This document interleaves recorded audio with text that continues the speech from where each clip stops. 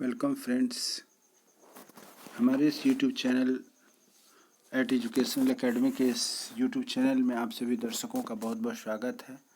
आज का यह जो वीडियो है विशेष करके उन अभ्यर्थियों के लिए डेडिकेटेड है जिन्होंने बीपीएससी के द्वारा टीचर बनने के लिए जो अभी कंपटीशन का रिजल्ट आया है, उन लोगों ने क्वालिफाई करने के बाद अपनी अपनी जो नौकरी को ज्वाइन किए हैं उसको लेकर के शिक्षा विभाग से बहुत ही इम्पोर्टेंट सूचना निकल करके सामने आई है।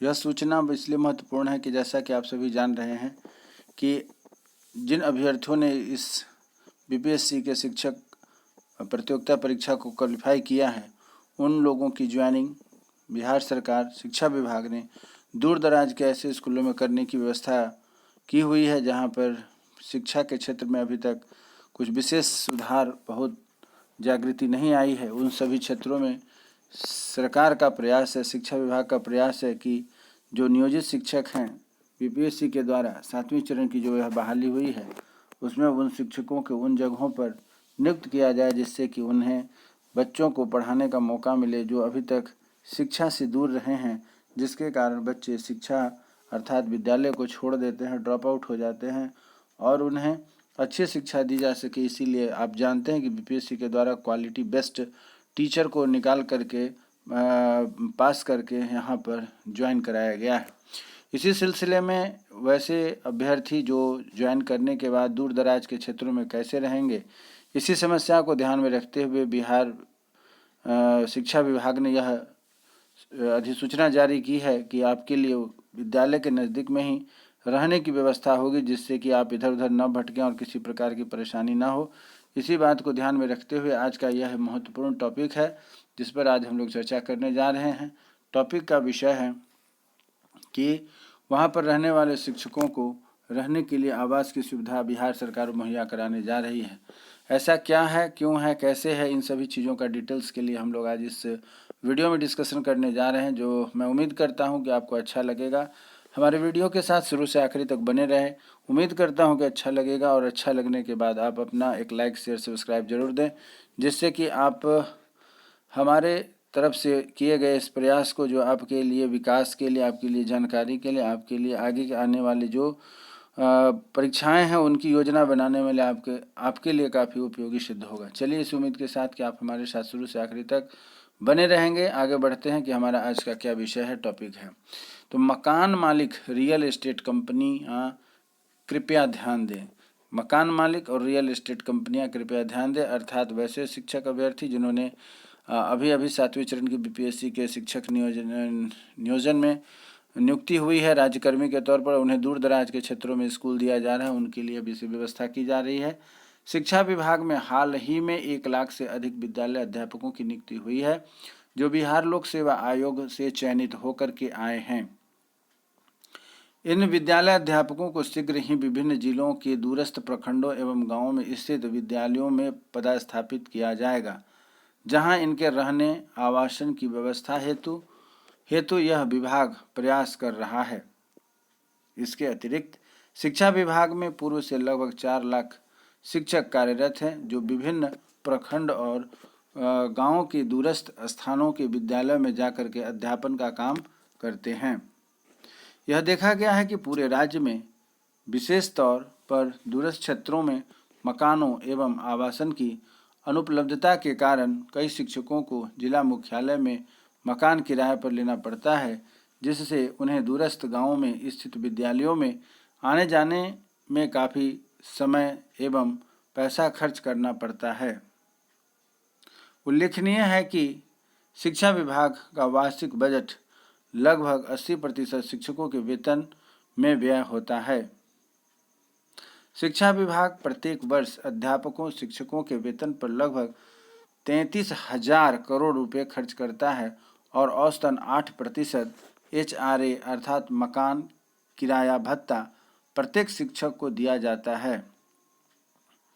इस अनुसार यह 8% की राशि लगभग रुपये 2500 करोड़ होती है। अतः शिक्षा विभाग का यह विचार है कि उक्त राशि से मकान, भवन पर्याप्त संख्या में लीज और किराए पर लिए जा सकते हैं ताकि शिक्षकों को उनके विद्यालय के समीप बेहतर आवासन की व्यवस्था सुलभ कराई जा सके। शिक्षा विभाग का यह प्रस्ताव है कि न केवल शिक्षा मुख्यालय स्तर पर अपितु अनुमंडल, प्रखंड स्तर एवं आदि संभव हो तो पंचायत मुख्यालय के स्तर पर शिक्षकों की आवासन की व्यवस्था किराए तथा दीर्घकालीन लीज पर भवन, कमरे लेकर की जाए, जहां शिक्षक अपने संबंधित विद्यालय से निकटतम दूरी पर रह सकें। इस हेतु शिक्षा विभाग स्वयं मकान मालिक लीजकर्ता को मासिक रूप में किराए की राशि सीधे तौर पर भुगतान करेगा। अपने विद्यालय, अपने अध्यापक शिक्षकों के लिए आवासन की व्यवस्था दूरस्थ क्षेत्रों में भी कराने के उद्देश्य से 2 प्रकार के मॉडल पर शिक्षा विभाग विचार कर रहा है, जो निम्नवत है। क, इस विज्ञापन के जरिए वैसे मकान मालिक, बहुमंजिली इमारतों के मालिकों से प्रस्ताव आमंत्रित किया जा रहा है कि वे कितने मकान किस जिले के किस प्रखंड एवं ग्राम में उपलब्ध करा सकते हैं जो पहले से बना हुआ है, और शिक्षा विभाग उन्हें किराए या लीज पर तुरंत फौरी तौर पर ले सकता है।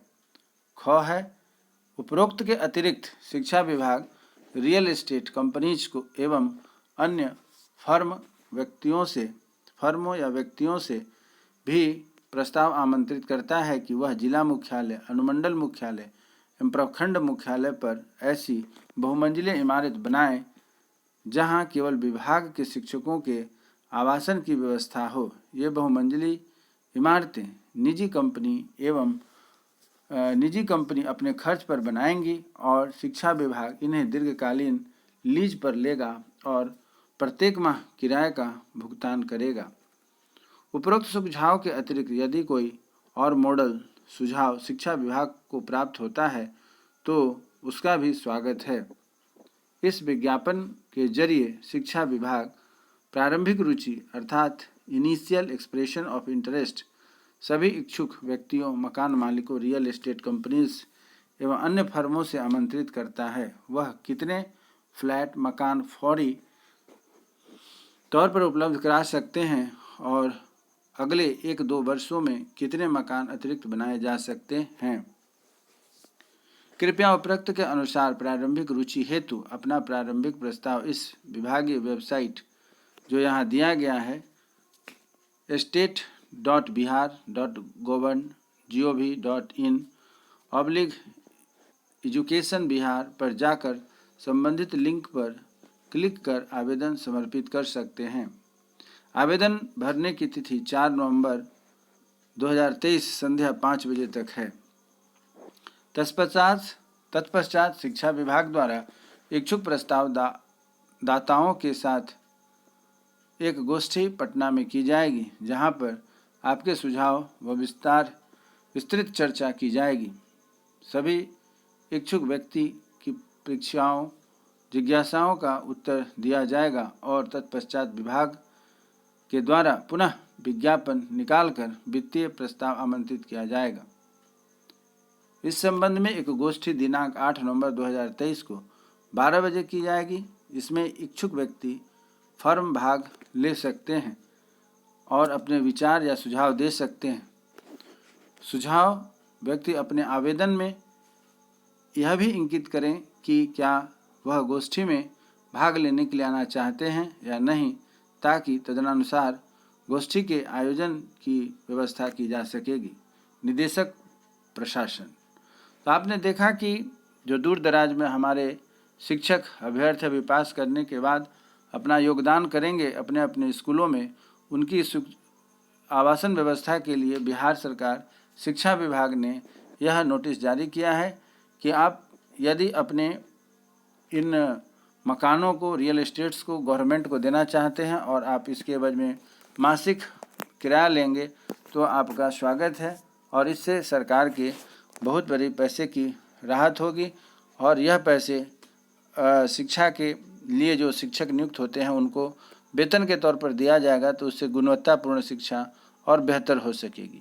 उम्मीद करता हूं कि सरकार के द्वारा यह जो घोषणा यह जो प्रपोजल दिया गया है आप सबों अभ्यर्थियों के लिए, नियोजित जो शिक्षक अभी हुए हैं उनके लिए निश्चित रूप से लाभकारी होगा। अनावश्यक आपको मकान किराए में नहीं रखना पड़ेगा, इधर उधर भटकना नहीं पड़ेगा, परंतु देखना यह है कि यह योजना कितनी जल्दी पूरी होती है, क्योंकि आपका नियोजन इसी महीने अर्थात नवंबर के शुरू से ही शुरू होने जा रही है और योगदान भी आपको करना है। वैसी स्थिति में आपके आवासन की सुविधा जितनी जल्द सरकार करवा पाती है, जितनी जल्दी सरकार भी इसकी व्यवस्था करे उतना आपके लिए बेहतर होगा।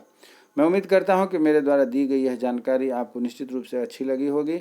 आपको यदि हमारी यह जानकारी अच्छी लगी तो निश्चित रूप से हमारे इस YouTube चैनल को लाइक शेयर सब्सक्राइब करें, जिससे कि इस तरीके की और भी महत्वपूर्ण सूचनाएं हम आपके लिए लेकर के उपस्थित होते रहें, जिसकी नोटिफिकेशन हमारे इस YouTube चैनल के माध्यम से आपको मिलती रहे। उम्मीद के साथ कि हमारी आपकी फिर से मुलाकात एक नए टॉपिक पर होगी, नए वीडियो पर। तब तक के लिए जय हिंद, जय भारत।